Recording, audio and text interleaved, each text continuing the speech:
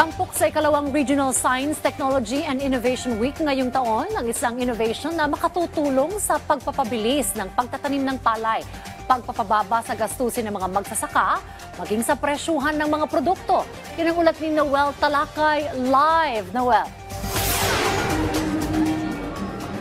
Dayan, nandito pa rin ako sa San Jose Occidental, Mindoro kung saan natapos na ang unang araw sa 3-day activity ng DOST sa 2025 Regional Science, Technology and Innovation Week. At kanina nakausap ko nga si DOST Secretary Renato Solidum Jr. at sinasabi niya naging matagumpay ang unang araw at siksik yung naging activity. At ngayong araw nga, yung highlight ngayong araw ay ang pag-showcase ng mga innovations at mga makabagong teknolohiya na makakatulong sa ating komunidad, lalong-lalo na sa mga kababayan nating magsasaka.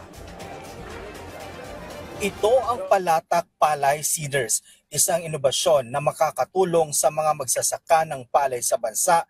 Isa sa mga malaking kontribusyon nito ay mapadali o mapabilis ang pagtatanim ng palay. Ang pagkakaiba ng Palatak Palay Seeder doon sa ating manual na transplanting method, una, yung ating palay seeds ipupunlayan. Then bubunutin, tapos itra-transplant na siya. Ito, diretso na. Direct seeding ang tawag namin dito. Direct seeding. So, ibig sabihin, pag sumibol yung seeds, diretso na siya, hindi na siya bubunutin. At nakalinya din siya para ding manual na transplanting. Ayon kay Pine, malaki ang halaga ang matitipid ng mga magsasaka ng palay. Halimbawa anya sa isang Palatak Palay Seeder, 1 hektarya makakatipid ng 9,000 piso ang magsasaka.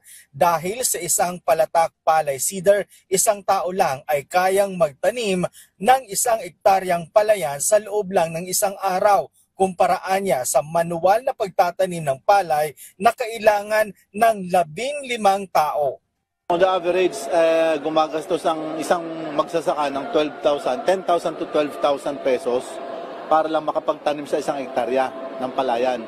Ngayon, pag ginamit itong technology na ito, yung farmer gagastos lang siya ng 1,000 pesos para doon sa maghihila, 2 tao, kaya niyang taniman 1 hektarya isang araw.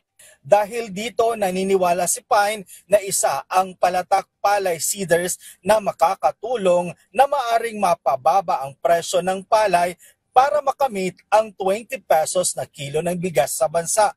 Isang factor siya para ma-attain yung 20 pesos per kilo. Isa lamang ito sa mga makabagong teknolohiya at innovations na funded ng DOST na nakilahok sa 2025 Regional Science, Technology and Innovation Week na isinasagawa sa San Jose Occidental, Mindoro. Pinangunahan ni Science and Technology Secretary Renato Solidum Jr. ang pagbubukas ng nasabing aktibidad. At gusto po namin palawakin ang reach nito sa iba-ibang mga probinsya at ako'y natutuwa na marami nang nagpapatronize nito. Iginiit ni Solidum na suportado ni Pangulong Ferdinand Marcos Jr. ang Science, Technology at Innovation Programs ng DOST. Ani Solidum, utos ng Pangulo, kailangan agad ito maramdaman ng mga Pilipino. Consistent ang ating Pangulo pagdating sa innovation, alam niyang napakatalino ng mga Pilipino. Ito ang ikalawang Regional Science, Technology and Innovation Week ngayong taon. Una itong ginawa sa Cebu na sakop ang buong Central Visayas. Ayon kay Solidum, iikot ang Regional Science, Technology and Innovation Week sa lahat ng rehiyon ng bansa. Dayan, sa unang araw ng activity ng DOST dito, ayon sa DOST, nasa 200 individuals ang nag-join sa kanilang activity ngayong araw. At 60 naman ng mga inventors, innovators at scientists ang nag-participate doon sa exhibit.